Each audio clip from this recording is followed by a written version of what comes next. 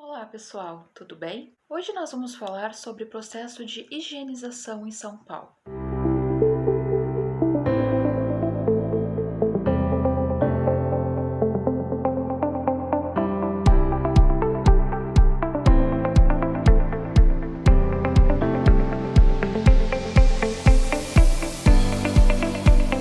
Vamos pensar São Paulo no período da República Velha. Na República Velha, nós temos o revezamento entre São Paulo e Minas Gerais. São dois estados. Lembrem da política café com leite. Nós temos os cafeicultores em São Paulo. Então, nós vamos ter um revezamento de poder entre Minas Gerais e São Paulo. Vai acontecer o quê?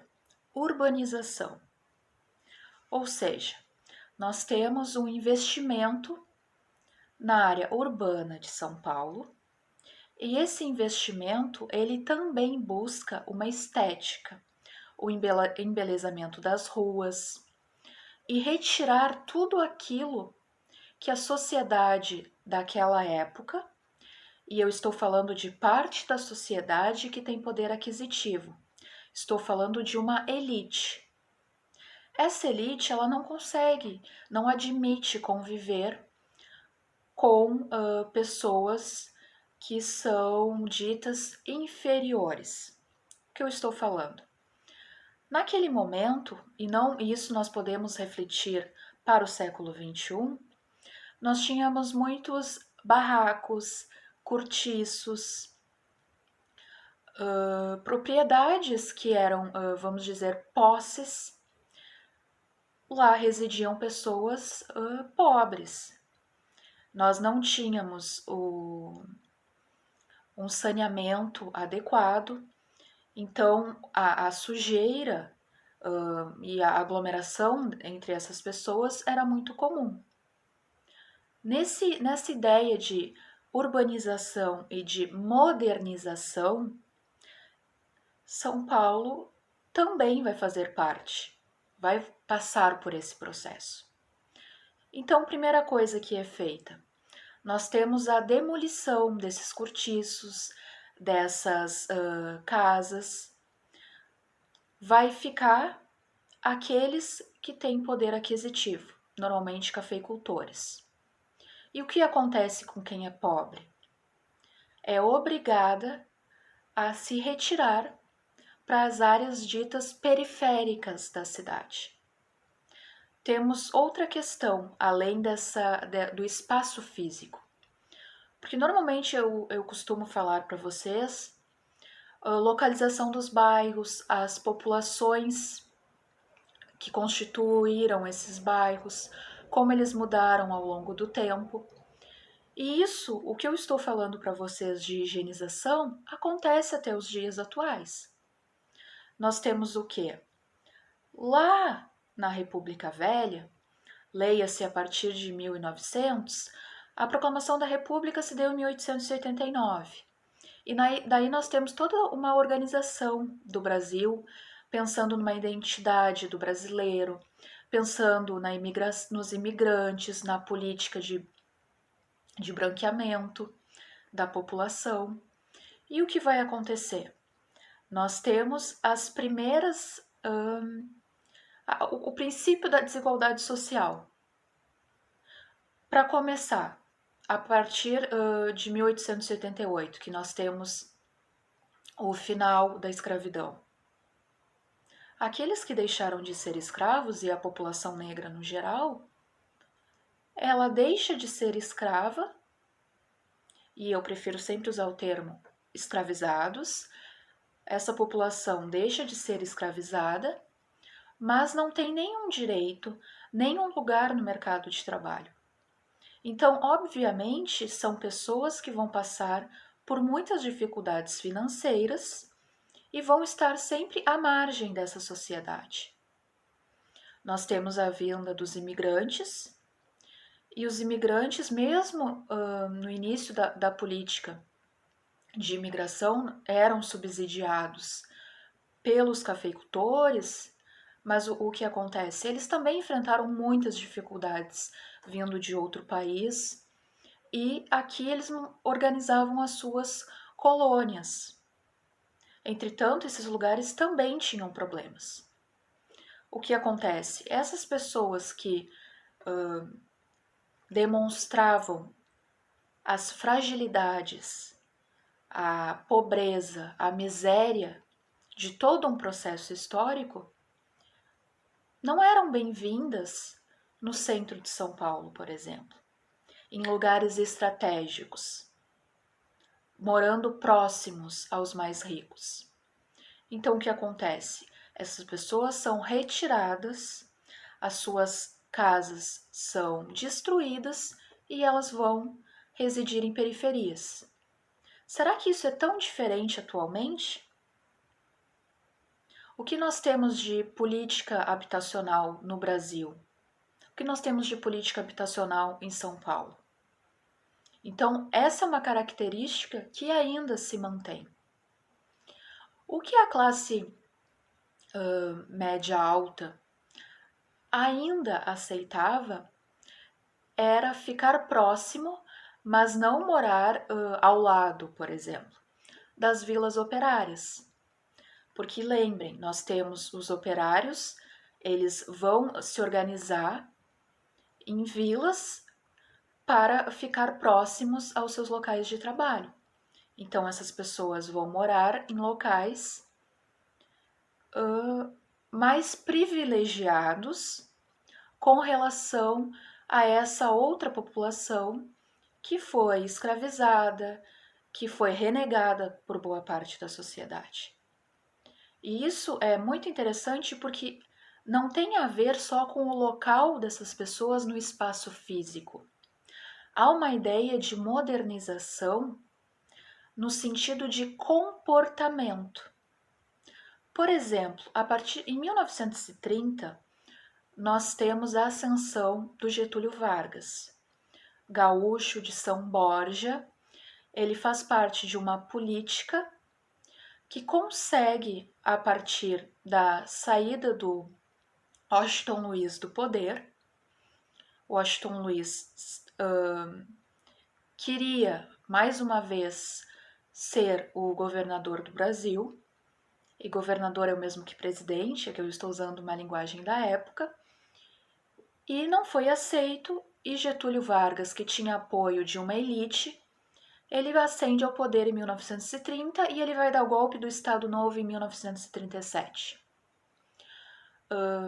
Para quem já estudou um pouquinho de história do Brasil, sabe que o Getúlio Vargas ele investiu muito na modernização do Brasil, na industrialização.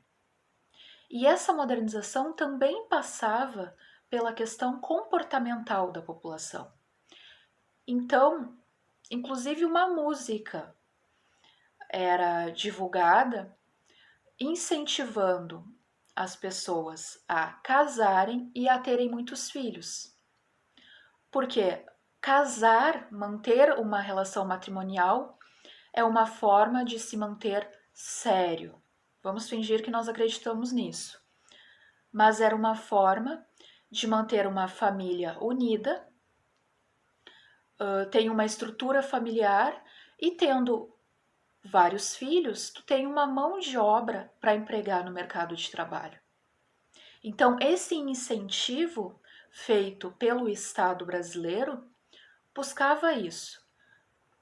Tu tendo uma família, é possível que tu beba menos, é possível que haja menos arruaça na rua, e tu ainda vai procriar.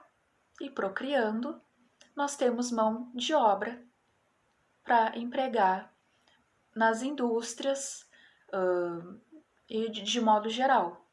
Então, essa ideia de espaço físico para colocar as pessoas e também de modernização no sentido de comportamento, ela foi amplamente divulgada a partir de 1930 e vamos pensar, Getúlio, ele ascende ao poder em 1930, deveria ter convocado eleições, ele dá um golpe em 1937 e ele fica no poder até 1945.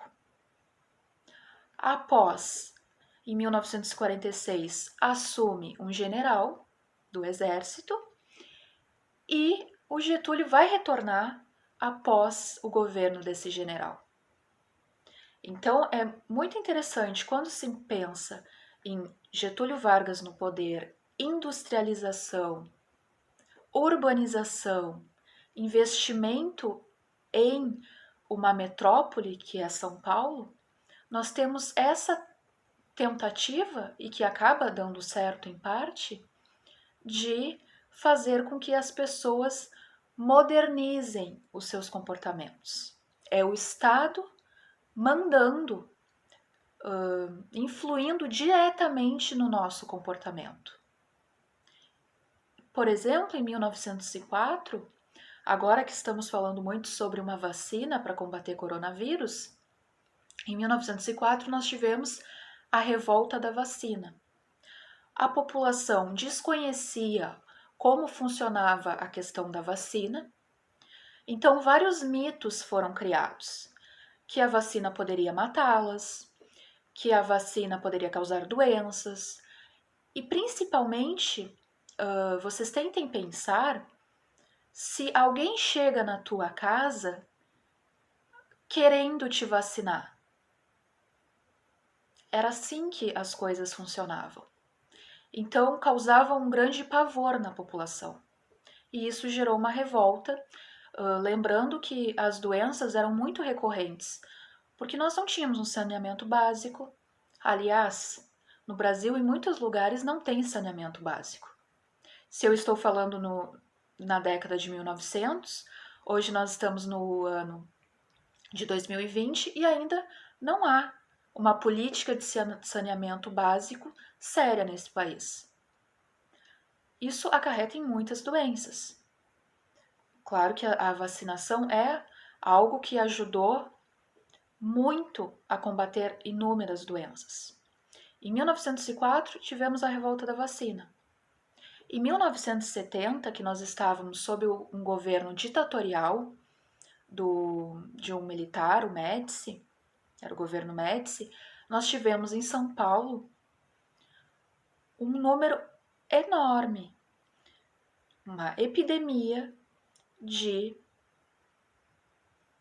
meningite. Então, nós tivemos uma epidemia de meningite, mas o que acontecia? Por ser um governo ditatorial, essa epidemia ela não foi divulgada amplamente para a população. Muitas pessoas morreram, os que sobreviveram, muitos ficam com sequela, porque a meningite ela atinge as meninges, muitas vezes ela atinge o sistema, a parte cognitiva do ser humano, então é uma doença muito triste, muito complicada, mas não era divulgada para a população. Então muitas pessoas passaram pela meningite, muitas pessoas perderam familiares por conta da meningite. Atualmente nós temos escutado, e eu acompanhando redes sociais, muitas pessoas já pensando que se acontecer, se inventarem, se criarem uma vacina para o coronavírus, algumas estão dizendo que não vão participar da vacinação, não aceitam ser vacinadas, porque elas acham que a vacina pode causar algum efeito colateral grave, levando-as à morte. Então, a história, ela infelizmente, ela se repete, são novos sujeitos, novos tempos, mas parece que nós temos dificuldade em fazer um caminho à frente. Esse é um pequeno preâmbulo. Eu já deixei uma atividade para vocês lá no Google Sala de Aula e eu estou esperando que essa atividade seja feita para trazer mais discussões sobre isso. Fiquem bem, até o próximo vídeo.